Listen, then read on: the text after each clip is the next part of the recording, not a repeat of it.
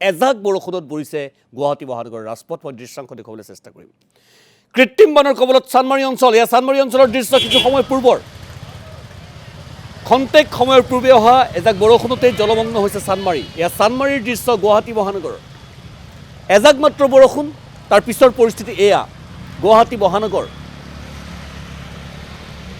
কি ধৰণে জীয়াতু ভুগিব লগা হৈছে ৰাইজে, কি ধৰণে জীয়াতু ভুগিব লগা হৈছে গুৱাহাটীৰ জনতাই, এয়া চাওক। এই দৃশ্যসমূহে সেয়া প্ৰমাণিত কৰে।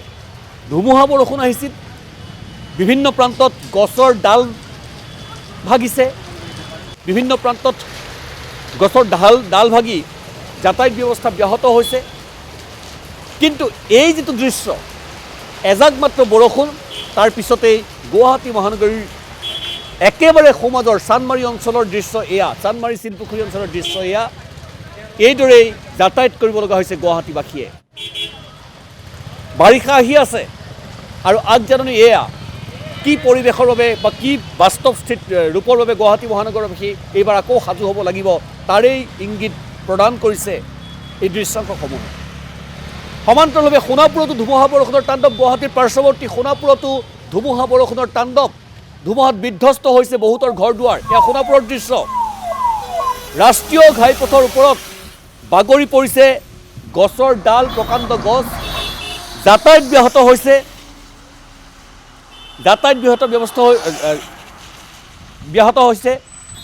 খেত্ৰী, কলংপাৰ, মালৌবাৰী, ডিমৰীয়া আদিতো ধুমুহাৰ তাণ্ডৱ। সমান্তৰালভাৱে দৰঙত ধুমুহাত বিস্তৰ ক্ষতি হৈছে। পশ্চিম দৰঙত বিস্তৰ ক্ষতি। দুনি, দলংঘাট, বুঢ়া, ভেৰুৱা দলত বহু লোকৰ ঘৰ দুৱাৰ ভাগিছে। গছ উভালি পৰাৰ ফলত ব্যাহত হৈছে বিদ্যুৎ যোগান। ৰহাতো প্ৰকৃতিৰ কালৰূপ স্পষ্ট হৈছে।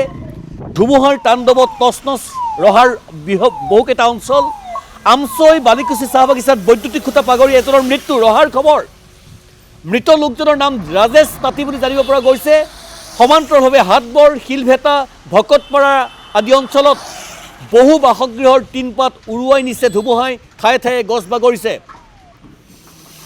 এজন লোকৰ মৃত্যু হৈছে ৰহাত। আমচৈ, বালিকুচি চাহ বাগিচাত বৈদ্যুতিক খুঁটা বাগৰি মৃত্যু হৈছে এজনৰ, আৰু মৃত লোকজন ৰাজেশ তাঁতী বুলি জানিব পৰা গৈছে।